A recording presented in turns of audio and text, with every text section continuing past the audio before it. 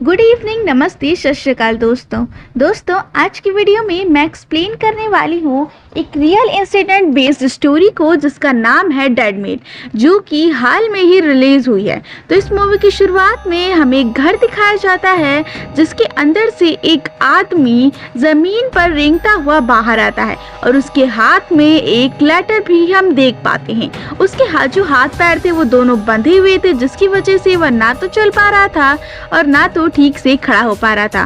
फिर भी इतनी कोशिशों के बाद वो अपने हाथ का लेटर पोस्ट बॉक्स में डाल देता है। तभी पीछे से एक आदमी आता है और उसे यह मना करते हुए उसे हिट कर देता है। अब सीन यहाँ पर कट हो जाता है और उसके बाद हमें एक पोस्ट ऑफिस का सीन दिखाया जाता है। और ये टाइम तब का था जब फोन इतने ज्यादा लोग यूज नहीं करते थे और लेटर के जरिए लोग एक दूसरे से बात किया करते थे। अब ऑफिस में हम दो लेडीज को बात करते हुए देख पाते हैं जो कि लेटर्स की स्पेलिंग और नंबर वहाँ पे ठीक करती थी। तभी बस एक बॉक्स को वो देखती हैं जिसकी स्पेलिंग गलत थी और उसका जो एड्रेस था वो भी गलत था। अब वो एनी से पूछती हैं और उस बॉक्स को ओपन करती हैं। यहाँ वो समझ पाती हैं कि ये मैक का ही होगा। फिर वो उससे कहती हैं कि क्या मैंने जस्पर का काम बढ़ने से रोक दिया। और उसके बाद फिर उसके हाथ में एक और पेपर आता है जिस पर ब्लड और कुछ हेल्प की लाइन लिखी हुई थी और उस पर कुछ नाम भी लिखा हुआ था। पर वो ये कहती है कि इसको जस्पर को ही दिखाना पड़ेगा। एनी के कहने पर वह उस पेपर को साइड में रख देती है, जहाँ फिर से उसके साथ में एक लास्ट नेकलेस आता है, जिसे देखने के बाद वह दोनों अब फाइनली जस्पर के ऑफिस में जाती हैं, जहाँ बाहर एक ऑफिसर उनके लिए गेट ओपन करता है। अब बेस्ट ये होती है वो आगे जाने लगती है और ऑफिसर गुस्सा करते हुए उसे रोकने की कोशिश करता है और खुद वह पीछे से दरवाजा बंद कर देता है। यहाँ पर हम जस्पर को पहली बार देखते हैं और वो कहती है कि सच्ची बताओ कि ये ब्लैक मैजिक का है या नहीं। तो ये सुनकर वो हंसता है और गाइड बुक में से पता लगाने की कोशिश करता है। वह देखकर बेस्ट वहाँ से जाने लगती है, जहाँ जस्पर एन को जेरॉक्स मशीन सही करने के लिए कहता है। इस पर ऑफिसर उसको गुस्से से देखता है और जस्पर उसे कहता है कि 1 मिनट लगेगा और उसके बाद वह आगे आकर डोर पर ही खड़ा हो जाता है। जस्पर और एन बात करते हुए जेरॉक्स मशीन को सही करते हैं, जहां चैट पर वो नेकलेस और उसके ऊपर का कवर और वही ब्लड वाला नोट जेरॉक्स से वो लोग निकालते हैं। साथ ही वो एनी को बताता है कि उसका जो रूममेट चला गया था तो उसी जगह पर कोई नया बंदा आने वाला है। और ये सुनकर एनी उसके लिए काफ़ी ज़्यादा खुश हो जाती है। जो जस्पर की दोस्त है वह सीक्रेट एजेंट है और उसके बारे में पूछती है, तो जस्पर उसे टालता है और बात घुमाता है। तभी बाहर खड़ा ऑफिसर एनी को चलने के लिए कहता है और एनी उसको बाय कह के चली जाती है। उसके जाते ही जस्पर नेकलेस के साथ मिला हुआ लेटर ओपन करता है, जहां वो लेटर किसी लड़की ने अपने डैड को लिखा था और उसने अपने ट्रिप के बारे में वहां पर बताया हुआ था। जस्पर उसको पढ़ते पढ़ते उसकी मिस्टेक्स को सर्कल करने लगता है और जो भी उसमें बताया गया था वह बुक्स में सर्च करता है और उसके बाद वहाँ पोस्ट ऑफिस में कॉल करके पता लगाता है कि क्या वहाँ से कोई पार्सल 22 तारीख को निकला था या नहीं। अब सामने वाला उसे बताता है कि वह पार्सल हमारे यहाँ से ही गया था। और उसके बाद जस्पर अपने इन्वेस्टिगेटर पार्टनर को कॉल करता है, जो कि कोई और नहीं बल्कि रेने होता है, जिसके ऑफिस के आगे सनग्लासेस की शॉप थी और उसके पीछे उसकी सीक्रेट इन्वेस्टिंग की ऑफिस थी। जस्पर अब उसे कॉल करके कहता है तो रेने एक कस्टमर के साथ होता है, लेकिन कस्टमर उसकी बात नहीं समझ रहा होता है। वो उसे गाली देकर वहाँ से भगा देता है। उसके बाद वह उसका कॉल उठाता है, जहाँ जस्पर उसे एक एड्रेस निकालने का टास्क देता है और रेने ये सुनकर तुरंत जस्पर को सेम नेम और एड्रेस लिस्ट भेज देता है और कुछ ही कॉल करने पर जस्पर को नेकलेस की ओनर मिल जाती है, जिसको जस्पर बताता है कि उसका जो नेकलेस है वो उसके पास है। और ये सुनकर सामने वाली लेडी काफी ज्यादा खुश हो जाती है। जस्पर उस नेकलेस को वापस करने की बात करता है, जिस पर वो लेडी उसका शुक्रिया करती है। उसके बाद जस्पर एक नंबर लिखकर नेकलेस के साथ वहीं बॉक्स में डाल देता है और जो बॉक्स होता है वह शिफ्ट करने वाले सामान का था। और वहां से निकलते हुए वह उस ब्लडी नोट को देखता है और उसे तुरंत डस्टबिन में डाल देता है। लेकिन बिल्डिंग से बाहर निकलने के बाद वह कुछ सोचता है और वापस आकर उस नोट के रैपर को उठाता है और अपने घर ले जाता है। जस्पर दरअसल एक होलो कम्युनिकेशन हाउस में रहता है और जो हाउस था वह सरकार की तरफ से उसे मिला था। अपने रूम में आकर वह एक मिनी स्केलेटन बनाने लगता है। यहाँ कलर करते हुए वह एक ड्रॉप रेड कलर के नीचे गिराता है और ये देखकर जस्पर उसे और डार्क रेड कलर बनाने लगता है और वह वॉल में से एक पिन निकालकर अपने फिंगर में डिप करता है और वही डार्क रेड के पास लगाता है और थोड़ी देर बाद में जब ब्लड सूख जाता है तो उस पर वही नोट उठाकर वह उन दोनों की कलर को मैच करता है, जहां रिजल्ट में दोनों सेम नजर आ रहे थे।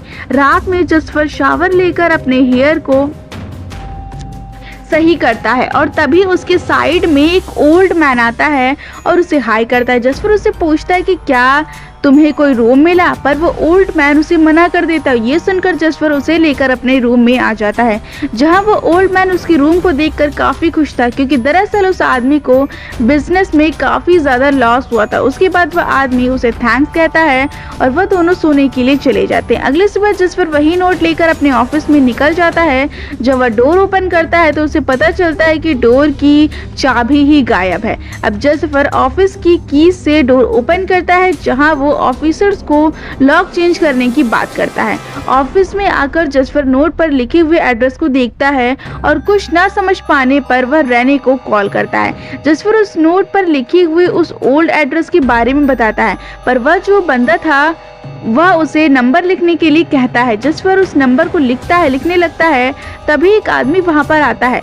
जस्पर उसे देखकर उसे कहता है कि क्या तुम यहाँ क्या कर रहे हो। जिस पर वह आदमी उसे कोई जवाब नहीं देता और उसके फेस पर एक जोर से हमला कर देता है और फोन पर जाकर वह रेने से उसके बारे में पूछने लगता है, जहां रेने कोई जवाब दिए बिना ही कॉल को कट कर देता है। वो आदमी वहां पर रखे हुए सामान में से जूते ले लेता है और साथ ही में गलती से वह उस नेकलेस को भी उठा लेता है और जाने से पहले वह और भी ज्यादा बुरी हरकत करता है। वो अपनी बेल्ट निकाल कर जस्पर की नेक को तोड़ देता है, जिससे जस्पर की बची कुची जान भी निकल जाती है। अब दोस्तों, यहाँ तक तो ये कहानी एक सिंपल पोस्ट ऑफिस की लग रही थी, लेकिन जो आगे होने वाला है वो आपको एकदम हैरान कर देगा। अब वो आदमी डोर ओपन करके उस ब्लैक मैन के साथ ही वही नोट को रखता है, जहां देखने पर हम उसी आदमी को देखते हैं जिसने इस नोट को पोस्ट बॉक्स में डाला था। अब यहाँ से कहानी पास्ट में जाती है, पर जो ओल्ड मैन था इसका नाम ट्रेंट था। ट्रेंट दरअसल म्यूजिक इंस्ट्रूमेंट्स को एडवांस बनाने की कोशिश कर रहा था। वो एक म्यूजिकल इंस्ट्रूमेंट के ऑक्शन में भी जाता है। यहाँ बहुत से लोग अपने म्यूजिक इंस्ट्रूमेंट बजा रहे थे, तभी वह वहाँ पर वही ब्लैक मैन को देखता है जिसका नाम जोशे होता है और वो एक रेडियो को प्ले करता है और फिर वह उसको रोक कर अपने हाथ से पियानो बजाने लगता है और सामने खड़े लोगों से पूछता है कि उन दोनों में से कौन सा उन्हें रियल लगा। अब उसका सवाल सुन के वह सभी उसे गलत जवाब देते हैं, पर ट्रेंट उन्हें दिखाता है कि कैसे उसको मतलब की चीजें मिल गई हैं। उसके बाद ट्रेंट जोश से बात करता है और जोश से उसको बताता है कि यह एक नई तरह की जापानीज इंस्ट्रूमेंट है जिससे आवाज निकालते हैं और वैसे ही मैंने इस मशीन को भी बनाया है। ट्रेंट उसकी बात की सुनकर उसको अपने साथ काम करने के लिए कहता है, जिस पर जोशी एग्री हो जाता है, लेकिन उस बेचारे को क्या पता था कि आगे उसकी लाइफ हेल बनने वाली है। अब नेक्स्ट सीन में हम ट्रेंट को उसके घर में देखते हैं, जहां पर वो एक स्पीकर में म्यूजिक प्ले कर रहा होता है और वही उसके वायर बाथरूम में खत्म हो जाते हैं। और जहां ट्रेंट बाहर देखता है कि उसका पार्सल डिलीवर करने के लिए कोई आया है। वो पार्सल देखकर बहुत ही ज्यादा खुश हो जाता है और उसको लेकर वह जोशी के पास जाता है, जहां जोशी उसे अपने पियानो की इससे आती हुई साउंड को सुनाता है, जिसे सुनकर ट्रेंट काफी ज्यादा खुश होता है और कुछ बात करने के बाद ट्रेंट वहां से चला जाता है और घर आकर वह नीचे बेसमेंट में रखी फ्रिज से आइसक्रीम निकाल कर खाने लगता है और साथ ही वो टीवी पर पियानो के बारे में भी सीख रहा था। तभी जोशी उसे कॉल करके न्यू ट्रैक को सुनने के लिए कहता है। तभी जोशी के रूम में कहीं से एक रैट आ जाता है, जिसको वो बहुत अजीब आवाजें निकाल कर वहां से भगाने की कोशिश करता है। ट्रेंट उस म्यूजिक को सुनकर परेशान हो जाता है और उसको वो रिटर्न के बारे में बताता है। और ट्रेंट हंसता भी है और वह जोशी को फिर से रिप्लाई करने के लिए कहता है। वो एक एल्बम में फोटो देखने लगता है, पर तभी वह ब्लैक मैन की एक फोटो देखता है और उस पर अपना हाथ फेरता है। अगली सुबह जोशी ट्रेंट को कॉल करके आने के लिए कहता है, पर ट्रेंट अपने हाथ में वहां पर रैट पॉइजन भी लेकर जाता है। अब जोशी ट्रेंट को हेल्प करने के लिए कहता है, जहां पर हम जान पाते हैं कि ट्रेंट उससे काफी ज्यादा क्लोज है। उसके जाने के बाद जोशी वहां पर अपने काम को रिकॉर्ड करता है और दूसरी तरफ ट्रेंट उसके लिए डिनर बना रहा था, जहां जोशी के मना करने पर वह काफी ज्यादा अपसेट हो जाता है। और अगले दिन जोशी को एक पार्सल रिसीव होता है, जिसको देखकर वो बहुत ही ज्यादा खुश होता है और उसको वहीं रख के वहां नहाने के लिए चला जाता है। वापस आने पर ट्रेंट उसको देखता है, जहां ट्रेंट उससे पूछता है, तुमने क्यों नहीं बताया, हम साथ में ही इस प्रोजेक्ट पर काम कर सकते हैं। अब जोशी कहता है कि मुझे भी अभी अभी पता चला है, वैसे भी यह मेरा ड्रीम था। ये सुनकर ट्रेंट गुस्से में वहां से निकल जाता है और अपने घर के बेसमेंट में आकर वह फिर से आइसक्रीम खाने लगता है, जहां उसके माइंड में एक शैतानी ख्याल आ जाता है। दूसरी तरफ जोशी अपनी पैकिंग कर रहा होता है और कुछ देर बाद वह गैराज में जाता है अपना मॉडल लेने के लिए, और वहां से वह जो मॉडल था वह मिसिंग था। अब जोशी के पूछने पर ट्रेंट उसे अपने साथ चलने के लिए कहता है और जोशी भी उस पर ट्रस्ट करके उसके साथ चला जाता है, जहां ट्रेंट उसे अपने घर के बेसमेंट में लेकर आता है और वहां पर पियानो के साथ उसका सामान भी रखा हुआ था। अब जोशी उसे देखकर बहुत ज्यादा खुश हो जाता है और ट्रेंट से कहता है कि क्या ये तुमने किया, और वो उसे थैंक्स कहता है, लेकिन वो कहता है कि उसे काफी लेट हो गया है और उसे अब जाना होगा। अब ट्रेंट उसकी बात सुनकर वहां से चला जाता है और जोशी अपने पियानो को पैक करके उसके पीछे जाने लगता है, लेकिन वहां का जो दरवाजा था वो ओपन नहीं हो रहा था। अब जोशी बहुत जोर जोर से ट्रेंट को आवाज देता है और वहीं पर थक हार कर बैठ जाता है। ट्रेंट ने अपने बेडरूम की विंडो बेसमेंट के जस्ट ऊपर बनाई थी और उसने सारा बेसमेंट ऐसा बनाया था कि ऊपर की आवाज नीचे जाती थी, बट नीचे से कोई भी आवाज ऊपर नहीं जाती थी। अब तभी टेबल के पास एक ट्रेंट की आवाज आती है और जोशी जाकर देखता है, जहां ट्रेंट उसे कहता है कि तुमको ये नहीं करना चाहिए था, हम साथ में काम कर रहे थे और अब यहीं पर रहकर तुम काम पूरा करो। अब जोशी उसे बोलता है कि मुझे बाहर निकालो, लेकिन वो उसकी एक सुनने को तैयार नहीं था। काफी दिन गुजर गए थे और जोशी अभी भी बेसमेंट में ही था और ट्रेंट उसे खाना देने के लिए आता है और उसको ऐसा जमीन पर लेटा हुआ देखकर वह उससे बात करने लगता है और कहता है कि मैं जब यूनिवर्सिटी में था तो मुझे भी म्यूजिक में बहुत ज़्यादा इंटरेस्ट था और मेरी क्लास में एक तो लड़का था और हम एक साथ में ही म्यूजिक प्ले किया करते थे। फिर एक दिन वो लड़का चला गया और मैंने उसे बहुत रोका, लेकिन वह फिर भी नहीं रुका और उसके बाद मैंने तुम्हें सुना। तुम्हारे बजाए हुए पियानो को सुनकर ऐसा फील हुआ कि जैसे मैं फिर से जिंदा हो गया हूँ।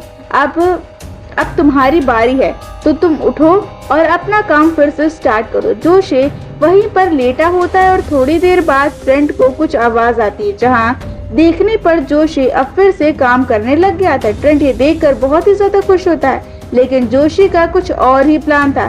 जैसे ही ट्रेंट सो जाता है, जोशी डोर के लॉक को आग लगा देता है, पर फायर अलार्म से ट्रेंट की नींद खुल जाती है और वह भागकर नीचे जाता है, जहां जोशी बेहोश पड़ा हुआ था।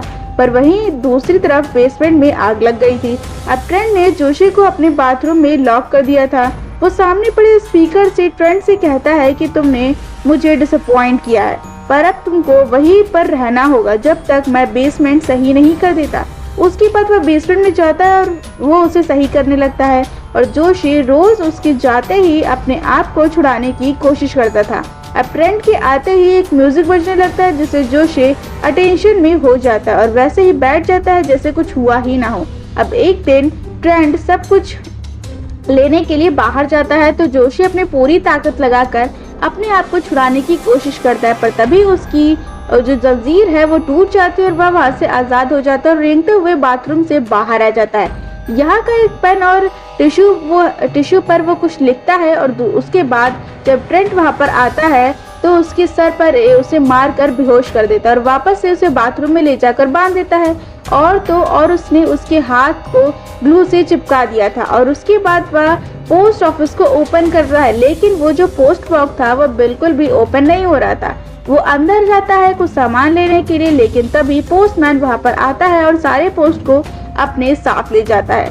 और जब वह देखता है तो वह काफी ज्यादा गुस्सा हो जाता है और डरते हुए तुरंत पोस्ट ऑफिस में वह कॉल करता है, जहां वो उसको सुबह आने के लिए कहते हैं। अगले दिन वो तुरंत पोस्ट ऑफिस के अंदर आता है, जहाँ वेस से वह कहता है कि मैंने गलती से अपना लेटर उसे भेज दिया है। पर वेस्ट कहती है कि तुमको परेशान होने की बिल्कुल ज़रूरत नहीं है। हमारे ऑफिस में जो जस्पर है वो हर एक चीज़ को ढूंढ निकालता है। उसके बाद वेस्ट ट्रेंट को देखती है। अब ये वही सीन है जब जस्पर लेटर लेकर वापस ऑफिस के बाहर आता है और यहीं से ट्रेंट ने जस्पर की स्टॉकिंग शुरू कर दी थी और वही रूम में आया था और उसने रात को जस्पर की कीज चुरा ली थी। जब जस्पर सुबह निकलता है तो वह भी उसके पीछे जाता है और फिर आगे का तो हमको पता ही है कि कैसे इस इंसान ने जस्पर को मारा था और साथ ही में उस ऑफिसर को भी मार दिया था और वह भी बहुत ही बुरी तरीके से, और उसने अपने बेल्ट में बांधकर उसे डोर पर लटका दिया था। वहां से निकलते हुए ट्रेंट ने वह लेटर उठा लिया था और साथ में ही गलती से वह नेकलेस भी उठा लिया था। नेकलेस को ठिकाने लगाने के लिए वह आइसक्रीम में पिघलाकर उसे डाल देता है और उस डिब्बे को वह तुरंत डस्टबिन में डाल देता है और फिर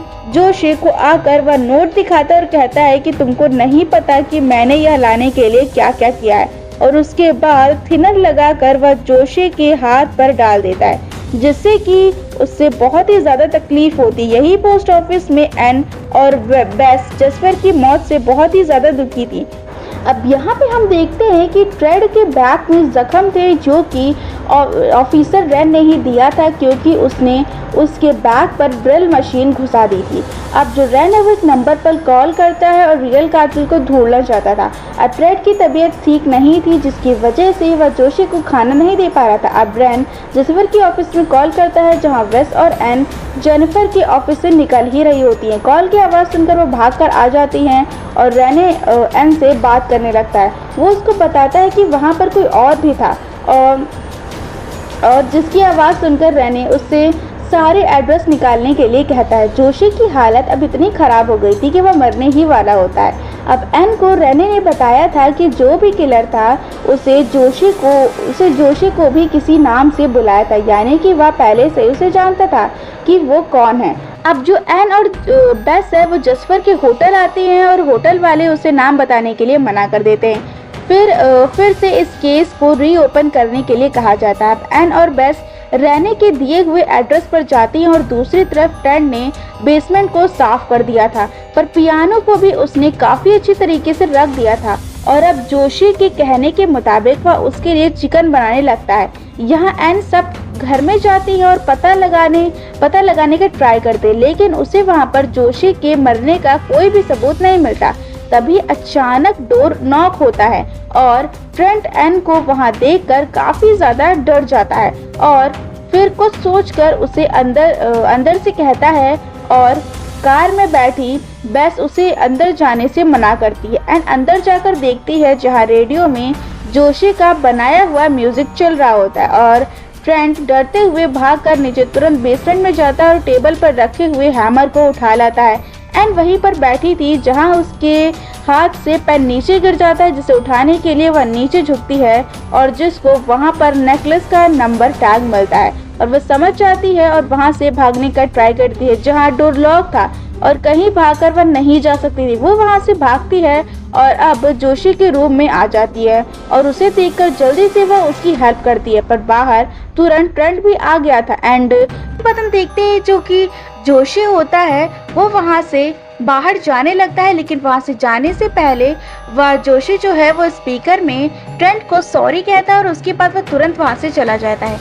यहाँ इतने दिनों के बाद जोशी उस भयानक घर से बाहर निकल गया था। यहाँ हम ट्रेंट को जॉर्ज के गैराज में देखते हैं और वो अपना पॉइजन वाला चिकन भी अपने साथ लेके आया था, लेकिन तभी वहीं रुककर वो सामने रखे हुए रेडियो को ओपन करता है जिसमें जोशी की कई आवाज़ें थीं, पर वह ऑडियो वही थी जिस पर जोशी ने अपने पियानो को रिकॉर्ड सेट किया था। उसके बाद वह अपने ट्रेंट की पार्टनरशिप की बात करता है और ये सुनकर ट्रेंट भी बहुत ही ज़्यादा सैड हो जाता है और जल्दी से वह चिकन खा लेता है। यहाँ पर ट्रेंट के गलत चाहत की वजह से यहाँ पर 3 जिंदगियाँ बर्बाद हो जाती हैं और यहीं पर इस मूवी का एंड हो जाता है। तो आपको ये मूवी कैसी लगी हमें कमेंट में ज़रूर बताइएगा और अगर आपको ये वीडियो पसंद आई हो तो वीडियो को लाइक शेयर और सब्सक्राइब ज़रूर करें।